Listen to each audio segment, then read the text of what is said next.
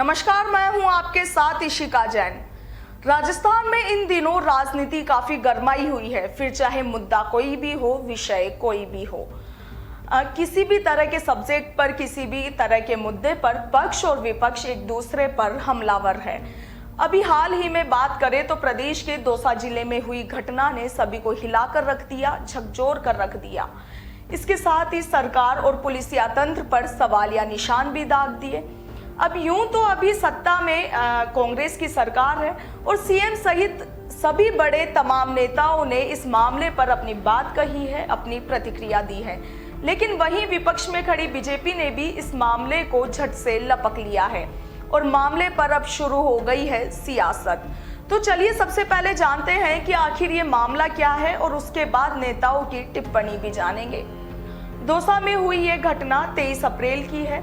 जयपुर के जगतपुरा में रहने वाली एक महिला अपने मायके दौसा के गोपालपुरा गांव जा रही थी, लेकिन वह 24 अप्रैल तक भी अपने मायके अपने घर नहीं पहुंच पाई, जिसके बाद चिंतित परिजनों ने उसके लापता होने की रिपोर्ट तुरंत पुलिस थाने में दर्ज करवाई। पुलिस ने भी मामले को गंभीरता से लिया और मामले की जांच शुरू कर दी। लेकिन जब महिला की खोज की गई, जांच पड़ताल की गई, खोजबीन की गई, तो घर लौटी तो महिला की लाश। दरअसल महिला हंसी खुशी 23 अप्रैल की सुबह अपने ससुराल से अपने मायके जाने के लिए निकली थी। महिला के पति ने महिला को जयपुर से उसके मायके जाने वाली बस में बैठा दिया था। इसके बाद महिला अपने मायके के पास ही पड़ने वाले एक बस स्टैंड पर उतरी थी। अब यहाँ से उसका घर था केवल 7 किलोमीटर दूर, लेकिन ये 7 किलोमीटर की दूरी पार करना उसे इतना भारी पड़ा जिसका अंदाजा लगाना भी मुश्किल है। दरअसल इस बस स्टैंड से महिला के पीहर जाने का कोई आवागमन का साधन नहीं था, तो महिला अपने घर की ओर पैदल ही चल पड़ी। इस दौरान उसके साथ पास ही के गांव का एक बच्चा भी था।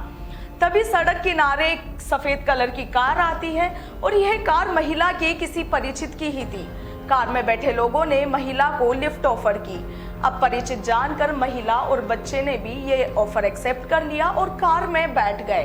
बच्चा तो कुछ दूरी पर अपने गांव में उतर जाता है और कार में महिला अकेले रह जाती है। महिला को अकेला पाकर कार में बैठे लोग दरिंदगी पर उतर आते हैं। इसके बाद महिला के साथ जो हुआ उसका अंदाजा लगाना, उसकी कल्पना करने पर भी रोंगटे खड़े हो जाते हैं। इन दरिंदों ने मौके का फायदा उठाकर महिला के साथ गैंगरेप जैसी घिनौनी वारदात को अंजाम दिया। इन हैवानों की हैवानियत यही नहीं रुकी। गैंगरेप के बाद आरोपियों ने महिला को मौत के घाट उतार दिया और शव को पास ही किसी कुएं में फेंक दिया। जब पुलिस ने गहनता से मामले की जांच पड़ताल की तो परत दर परत सारे राज खुलते चले गए। महिला जिस बस स्टैंड पर उतरी थी वहां का सीसीटीवी फुटेज चेक किया गया और इसमें सफेद कार और उसमें बैठते हुए महिला और बच्चे को देखा गया। इसके बाद पुलिस ने बच्चे की पहचान कर उससे पूछताछ की। तब बच्चे ने कालूराम नाम के एक व्यक्ति की शिनाख्त की और बताया कि जिस गाड़ी में लिफ्ट दी गई थी वह गाड़ी भी कालूराम की ही है। इसके बाद पुलिस कालूराम के घर पहुंचती है और उससे पूछताछ करती है। पहले तो आरोपी पुलिस को गुमराह करने की कोशिश करता है, लेकिन जब पुलिस अपने एक्शन में आती है और थोड़ी सख्ती दिखाती है तो आरोपी सब कुछ कबूल कर लेता है। आपको ये भी बता दें कि पुलिस ने अभी तक इस मामले में 4 लोगों को गिरफ्तार भी कर लिया है, लेकिन साथ ही दूसरी तरफ ग्रामीण और परिजन इस मामले में आर्थिक पैकेज सहित अनेक मांगों को लेकर धरने और प्रदर्शन पर बैठे हुए हैं। मामले को लेकर सभी लोगों में खासा रोष भी है। कुछ लोग तो इस मामले को दिल्ली में हुए निर्भया कांड जैसा बता रहे हैं और मांग कर रहे हैं कि दोषियों को जल्द से जल्द सजा मिले। इस मामले को लेकर सभी में खासा रोष है और आखिर हो भी क्यों ना, महिला के साथ हुई यह दरिंदगी कोई छोटा मामला तो नहीं है।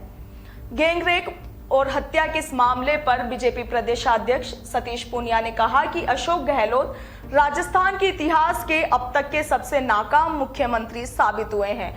उन्होंने मुख्यमंत्री पर निशाना साधते हुए अपना बयान जारी कर कहा कि मुख्यमंत्री जी अपनी जा रही कुर्सी को बचाने की चिंता छोड़िए और बहन बेटियों की सुरक्षा और इज्जत बचाने का धर्म निभाइए। उन्होंने ये भी कहा कि अशोक गहलोत की ऐसी क्या मजबूरी रही कि वह कानून का राज कायम नहीं कर पा रहे। वहीं उपनेता प्रतिपक्ष राजेंद्र राठौड़ ने भी ट्वीट कर कहा कि दौसा में हुए महिला से गैंगरेप और मर्डर की यह घटना बेहद शर्मनाक है और साथ ही गहलोत सरकार के माथे पर कलंक भी है।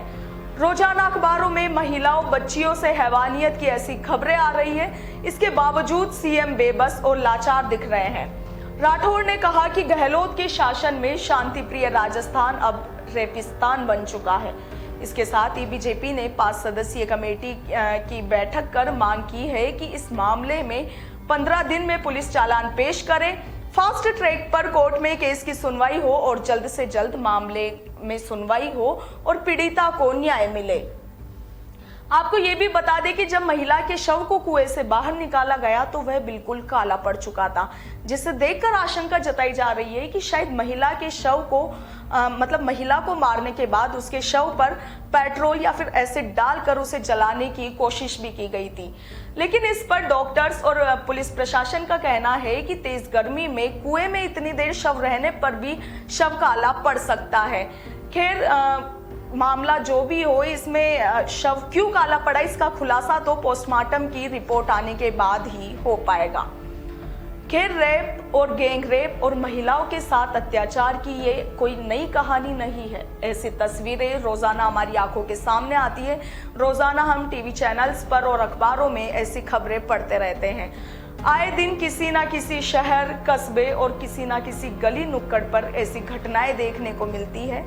लेकिन यहाँ सवाल यह है कि आखिर महिलाओं की सुरक्षा का जिम्मेदार कौन है, आखिर उसकी जिम्मेदारी किसके पास है। महिलाओं की सुरक्षा के लिए बनाई गई तमाम सरकारी नीतियों के बावजूद ऐसी वारदातें देखकर वाकई जहन में खौफ और सवाल दोनों पैदा होते हैं। आज प्रदेश की हर एक महिला का एक ही सवाल है कि हम अपनी सुरक्षा की गुहार किससे लगाएं और किससे मदद की गुहार लगाएं, किससे मदद की उम्मीद करें। अभी के लिए इतना ही। नमस्कार।